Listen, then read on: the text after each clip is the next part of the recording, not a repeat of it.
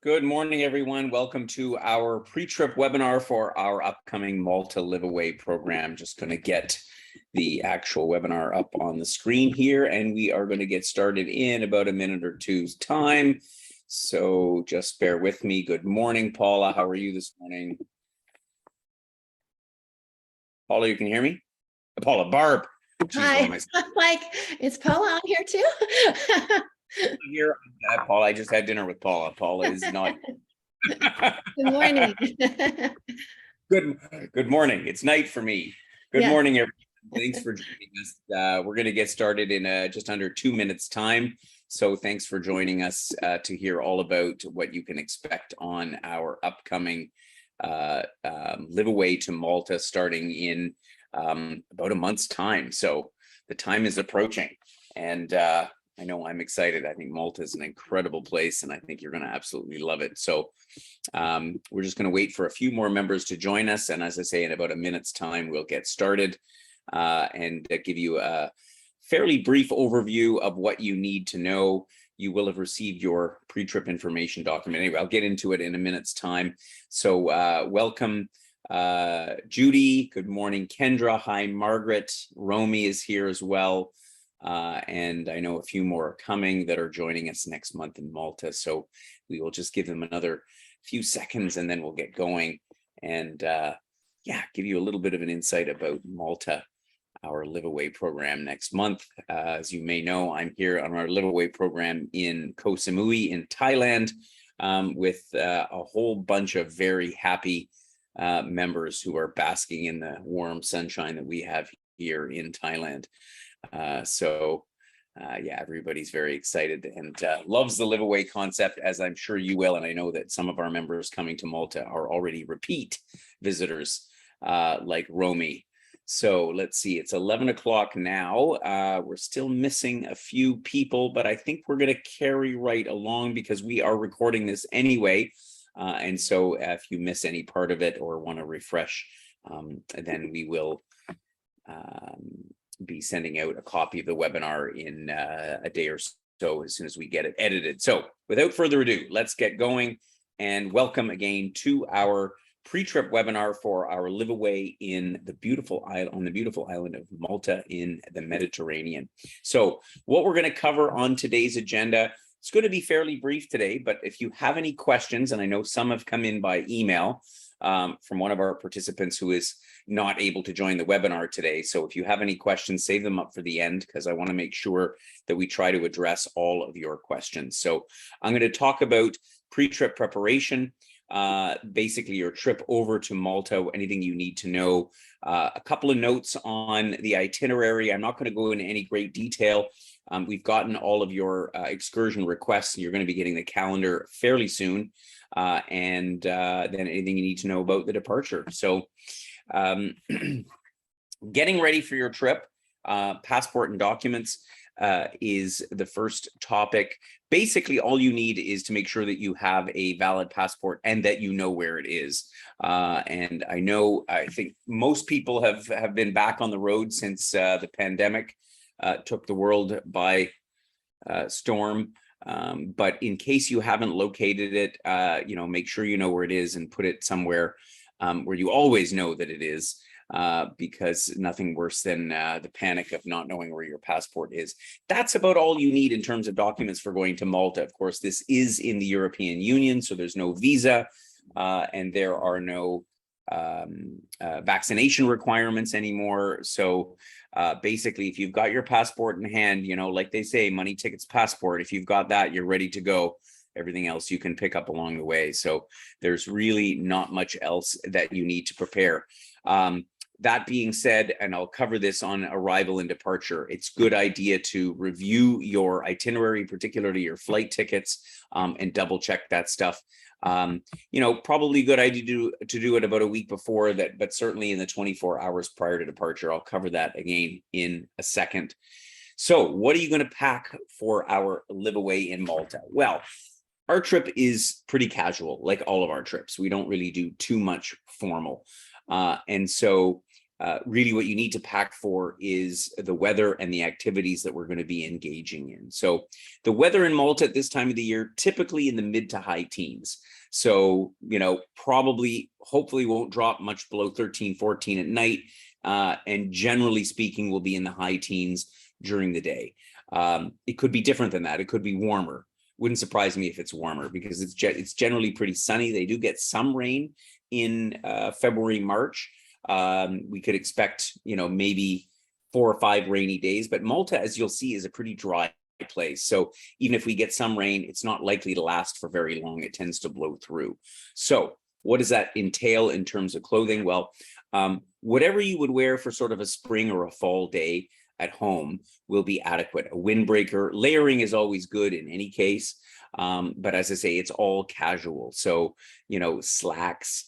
I would bring, if you can, some kind of trousers or whatever that you can like zip off, so you can make shorts out of them in case the weather does prove to be warm.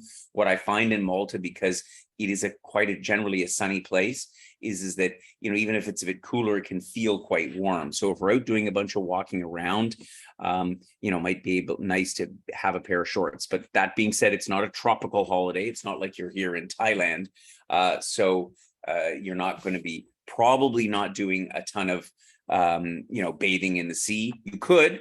The sea temperature is cool, but not ice cold. So if you think you might do that, obviously bring swimwear, and certainly for the beautiful swimming pool that's part of the hotel complex. But again, the weather outside may not be conducive. So that's kind of up to you. So some kind of wind protection. So would be good because it can be quite breezy on the Mediterranean, particularly if we're in any of the areas very close to the coast. Valletta itself can be quite breezy because, of course, it sits right on the north coast of Malta. And comfortable footwear. Don't need anything fancy. You can leave the heels behind because, of course, of all the cobblestone streets that they have in Malta. So I think for women, flats are absolutely the way to go. And not many of our members are really up to wearing heels much these days anyway, but comfortable because Malta is, and this trip is all about walking. Valletta, where we're going to be staying just outside the main gate to, and in fact, part of the city walls, the fortifications, the hotel is sort of built adjacent to, but it's all a walking city. So we're going to be doing a lot of walking, and you're going to be doing a lot of walking on your own because that's the beauty of Malta, is that there's so many villages around that, it's great to explore, whether we're going out together on an excursion or whether you hop on a public bus or in a cab or you go somewhere, you will want to be walking. So if you have got, good walking shoes, running shoes, trainers, like they call them in the UK, or that kind of thing, that's great. If you're going to pick up a new pair of shoes, always better to break them in a little bit in advance because you don't want to have to be worried about getting blisters or anything like that. So that's what I would say in general. Is it worth it to bring an umbrella? If you have an easy, light, compact umbrella, you can pack that in as well. But keep in mind, this is a very civilized European country. So if you forget something or you need something, you can get anything in Malta that we can get at home. So it's not like you're going to be really left without anything. So yeah, that's generally all I want to say about packing. As I always say, pack light. You're going to have to do a laundry anyway. And we will be sourcing some laundry services, either some self-serve laundromats or a place where you can, pay somebody to do your laundry by the kilo. It's obviously a little on the pricey side to do your laundry at the hotel, being that it's a very nice 5-star hotel. But there will, as I say, we will source out places for you to be able to do your laundry while there. Few other things to remember. Obviously, Europe, Malta is on the EU system, so they're using a plug like you see up here, the second one from the right on the picture with the 2 prongs. So pretty much all of your appliances will take dual voltage, but you do need the adapter plug, so that's a very handy thing to bring. And then, of course, any of your plugs for your phone to charge your phone, or a camera, or any other electronic devices. Those are always things that we can often forget. But you definitely want to make sure you remember. Sunscreen is a good thing too. Of course, you can buy it there in the pharmacy, but even though it's February and the weather's cool, but the sun can be very bright and strong. So I do suggest, particularly if we're out, or if you're out on your own, for a longer period of time, maybe walking along on the coast somewhere, that sunscreen would be a very wise thing to bring. Of course, you'll need a mobile phone. That's particularly important because we use and I'm going to talk about this in a second, we communicate on our LiveAway programs through an app called Telegram. You will have received the instructions for that in your pre-trip information package. So please do download the app onto your phone. And then you might want to double check that the phone is unlocked. If it's a smartphone purchased in the last couple of years, it should be. But I remember we had a member on our, actually on this current LiveAway, who was with Virgin Mobile, and the phone was actually locked to that provider. It can be unlocked because in Canada, I think they're not allowed to lock them. The mobile phone providers have to unlock the phones for their clients. But as I say, most Rogers Bell, the phones will be unlocked, which means you can stick any SIM card in. I will be giving you a SIM card when you arrive so that you can be able to access your data wherever you go, and as I say, communicate. So the phone and all of the things that go along with it would be important to remember as well. Yeah, I think that is about it. There's not too much particularly special. If you can think about the last trip that you maybe did to Europe, if you went in the spring or the fall, the same kind of things. As I say, weather clothes for weather in the teens, an umbrella if you wish, and as is comfortable footwear, you're pretty much good to go for Malta. So that's that. Money is a big topic. So what do you do about money?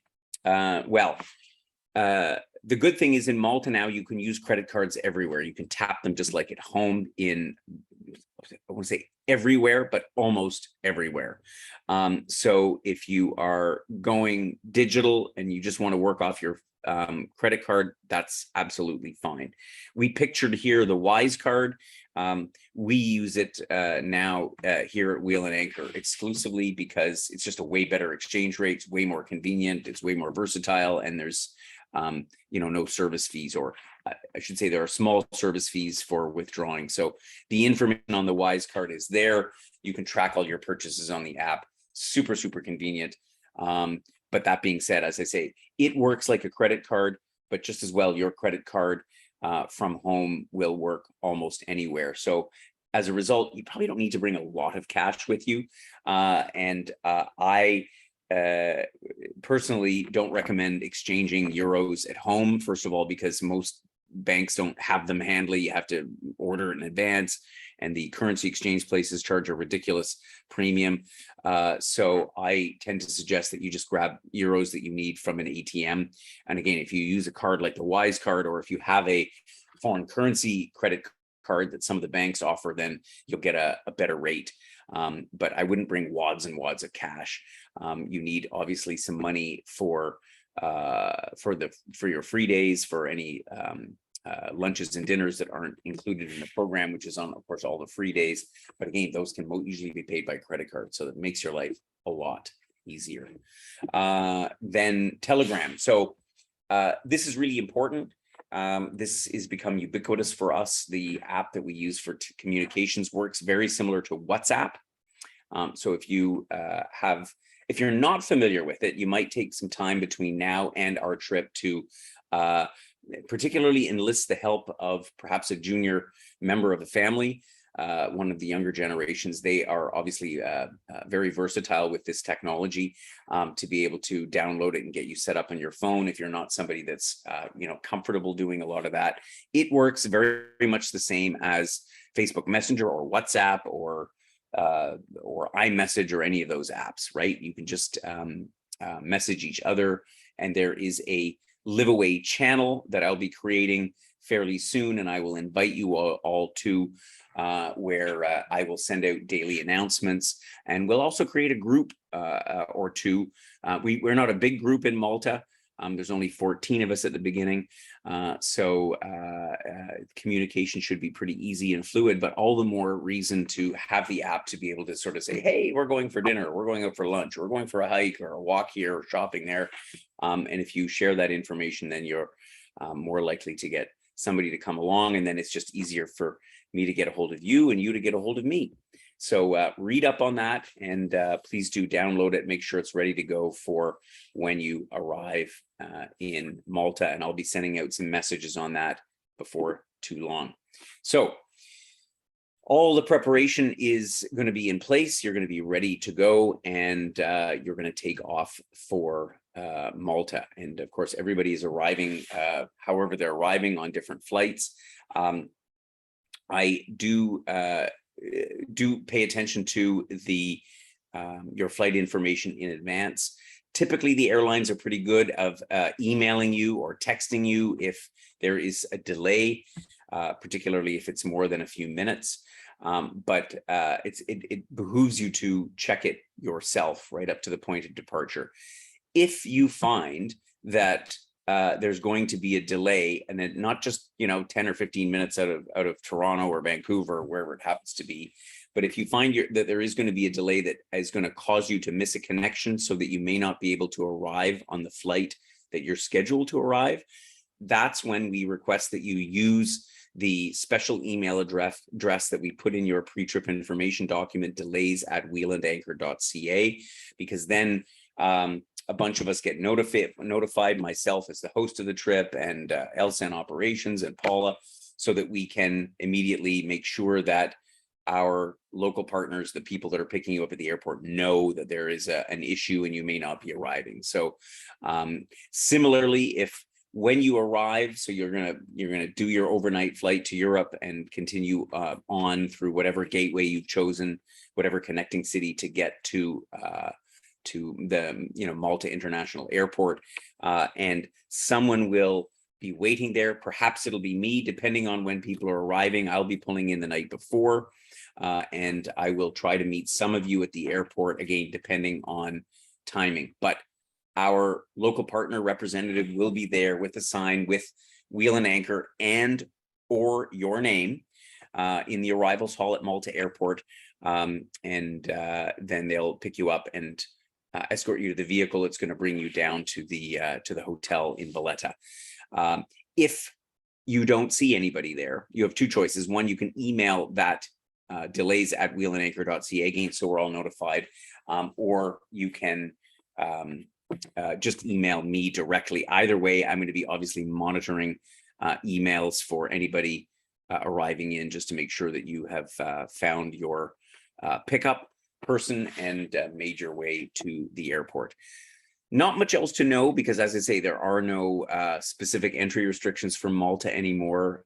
So as I say, the main thing is just making sure that you are ready for your flight, that you have a comfortable flight over, and as is notifying us if there are any delays at all. If there's no delay, please don't notify us. We don't need to know your whole travel itinerary. We know what it is anyway, but only if there's a problem, then we can step in. All good, Barb, on your end? I saw you pop back on the screen. Yeah, everything's fine. All right, good. All right, so when we get to Malta, just a little bit of a geography lesson here on Malta. We will be staying in the capital city of Valletta, which is, here's the thing about Malta, everything is relatively close, right? So the main island of Malta consists of 3 islands actually: Malta, Gozo, and then Comino, this little island nestled in between the two.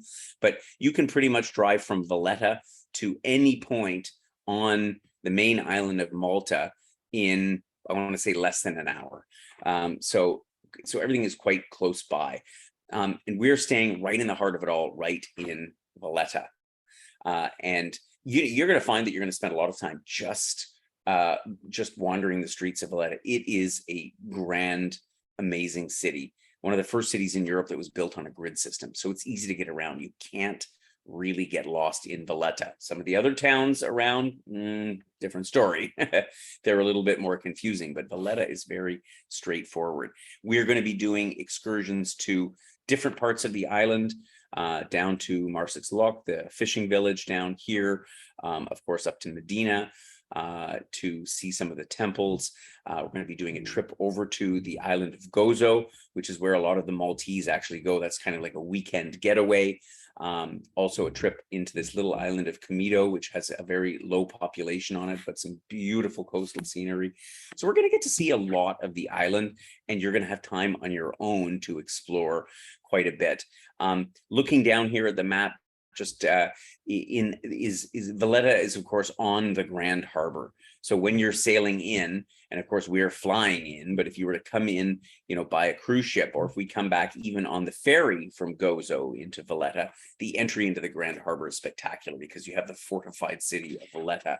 And on the other side of the Grand Harbor, you have what's called the Three Cities, which is this whole area around the Grand Harbor, and in all this area is the most densely populated part of the country. And say Malta is a relatively small island, and you find settlement everywhere. There aren't too many spots where you have a great amount of kind of empty space, but it means that there's a lot of opportunity for walking in and around Valletta, as well as St. Peter Port, St. Julian's, these other towns in the sort of immediate vicinity. So get those walking shoes on.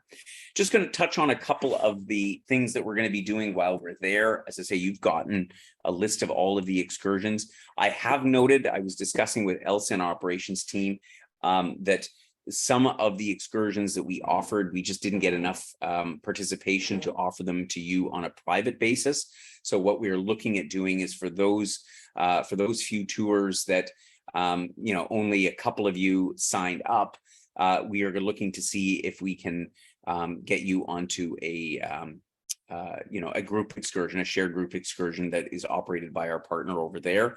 And otherwise, all of our other tours will be doing just us. And we'll be doing some of them once or twice, depending on if you're staying there for 2 weeks or for 4 weeks. So we have the biggest part of our group in the first 2 weeks of the trip. And actually for the last 2 weeks, it's a pretty intimate little group of just 4 members plus myself. And so for those 4 of you who are staying on for the second week, we're going to be undertaking a few special activities because it's going to be just the 5 of us, which is going to be kind of fun and intimate because we can do all kinds of fun things, which we're going to do all for the whole month anyway. Malta is also has a wine culture. You may not have tasted Maltese wines before, but you can well imagine with the climate that it's quite good. It's funny. Maltese language is a very strange one. It's also a bit difficult to pronounce. But some of these villages that we're going to visit, like Takali, where they have this craft village. We'll do some wine tasting. And the neat part is that there's lots of these little villages, more than we could ever even accomplish in a month. But we're going to be doing some of them, like this particular one. Valletta, of course, is rife with history, all of it going back to the time of the Knights and the Maltese Cross. So many things to learn about. And here there is one tour that we've offered that specifically talks about the history of the Knights and the Knights Templar and all of these various factions that passed through Malta over the centuries. And so there's many ways to learn about that beyond just the trip that we're on. Part of local Maltese culture is their village fests. They call them festa. And so we're going to be visiting one of them. It's quite a colorful, lively, I want to say, alcohol imbibing sort of a tradition that they have in these villages. So we're going to be taking in at least one while we're there to get a sense of what sort of rural life is, if you can call it rural, because as I say, Malta is so small, it's hard to tell the difference between rural and urban because it's all one big sort of settlement. We're going to be enjoying one of their festivals. As I mentioned, we're also going to head out to Gozo. You can kind of see why the Maltese like to flock there on the weekends, because the scenery is just remarkable and the pace is laid back. I mean, I think in some ways, you know, all of Malta is kind of laid back compared to the big cities of Europe. But for the Maltese, they consider the residents of Gozo and that part of the country to be the laid back part. So we'll have a great day looking around Gozo. And, you know, it's one of those places as well. There is a daily ferry that goes out there, and they also have a sort of a hop on, hop off type bus service that goes around the island of Gozo. So if you like it a lot, you can always go back again, a second time, a third time, because it is really, truly beautiful scenery there. Similarly, we're going to be heading off to Comino. This is the little island that is in between the two. You'll get a sense of the beautiful blue waters of the Mediterranean that surround Malta. And as this island is very thinly inhabited, it's all about the beautiful seashore and the landscapes. There's some beautiful landscapes all around Malta. So that and a bunch of other excursions and whatever else we get up to, you know, on our own devices. So part of the fun of these LiveAways, and I've, you know, really been reminded of that on the current one I'm in here and in Thailand, is that this is when it's time to uncover your sense of adventure and go out and find things to do. And, you know, people have been coming to me saying, oh, well, you know, what about this and what about that? I'm like, well, try it out. That's what we're here for, is to explore and really immerse ourselves into this very historical and fascinating island of Malta, and, you know, soaking up the relatively warm Mediterranean air compared to you know, the weather we have back home. As for departure, there is not a lot to say about this. We used to address the whole ArriveCAN situation, but of course that doesn't exist anymore, thankfully. And so wherever that you are flying off to, or going off by ferry to, for those of you who are continuing from Malta on to the LiveAway in Sicily, I will be joining you, those of you who are staying the last 2 weeks or the whole month in Malta, to continue on to Syracuse and then on to Cefalù for our Sicily LiveAway that will immediately follow. But otherwise, we will, to the extent necessary, reconfirm any flights, although that's kind of a thing of the past, and make sure that you're well prepared to head to your onward destination. The only thing you might want to check is if you are going somewhere outside of the EU from Malta, is just double check any COVID requirements that may be in place. There are different parts of the world that have some rules now, with China having opened its borders. So if you are continuing on somewhere else, you might want to just double check if there is anything that you might need to know as it relates to any COVID requirements, but otherwise it should be a pretty straightforward process. So now it's time to address a few of the questions. And so I see a couple have come in here, Barb, from our members, and we have a few questions that have come in from those who weren't able to attend our pre-trip webinar. So let's address them. Yeah, so somebody's asking about how safe it is for women, both, I guess, during the day and just in the evening if they're on their own walking around in Malta. It is very safe. So Malta is actually one of the safest countries in the European Union. So you can walk pretty much anywhere, anytime, and not have to worry about anything. You know, that being said, as we always say, the petty crime can be an issue anywhere. So, you know, pickpockets and bag snatching and so on, it does happen. It's not common, really not. And I never advise, and I know we have, you know, a few solo women travelers on our trip. I never advise going out on your own, wandering around the streets at dark. You're not likely to do that. That's why we're all together on a LiveAway. And so if we're going out, we'll be together, and it's absolutely no issue. So Malta is very, very safe. So you don't really have anything to worry about. Okay, great. And then somebody's asking about how safe the water is to drink, or should they be getting bottled water? The tap water in Malta is absolutely safe to drink. So it is European standard tap water. That being said, what you'll find is the water in Malta is the drinking water supplied to homes is largely desalinated. It's a very dry island, and so the flavor isn't fabulous. So I do suggest, and I don't love bottled water, particularly plastic bottles, just because we create enough plastic bottles in the world. However, it is a good idea to drink mineral water just for the minerals and for the taste. But the tap water is safe to drink, not a problem. Okay. We did have a question about how many people are going on to Syracuse for the other LiveAway. It looks like there's 5 of them. I just had a quick look at that. 5. Okay. So there's 5 going on to Syracuse. Yeah. So after the first 2 weeks, joining Rose in Siracusa, in Ortigia, in Sicily, and I believe, if I'm not mistaken, there are 2 who are going with me at the end of the month. We are actually also going to be going to Syracuse, but only to join with the others to then continue on our transfer across Sicily to Cefalù on the north coast.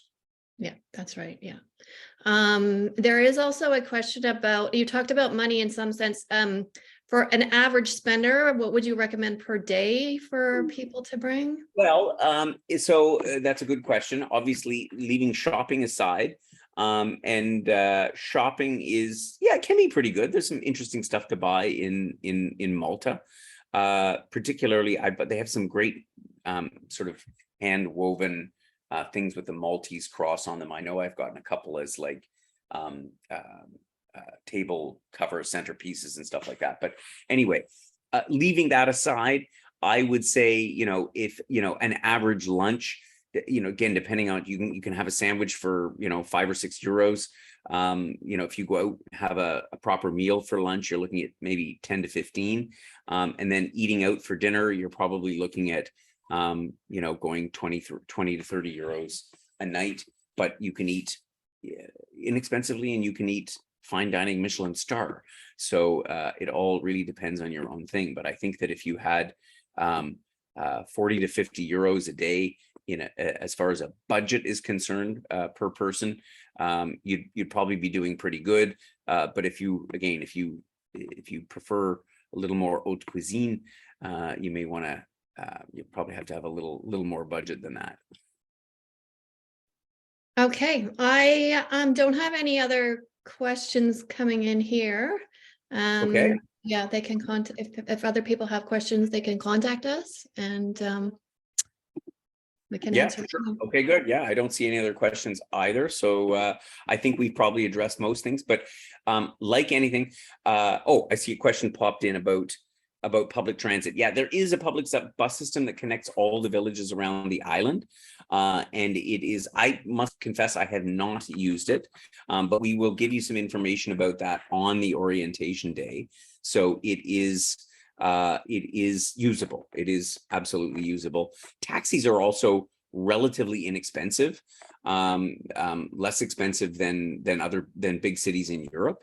So that's also an option as well.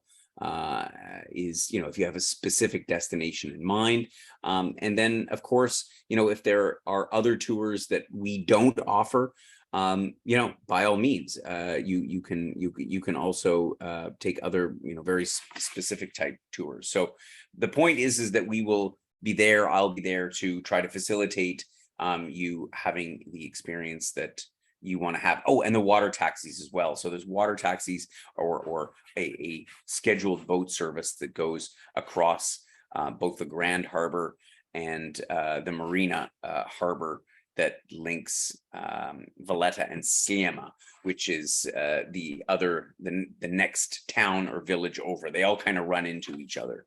So there are ways to get around for sure. Okay, good. Nothing else has come in to the question. Okay, good. Well, probably more questions will pop into your head. And if they do, as you say, drop us a note, email us. That's the best way.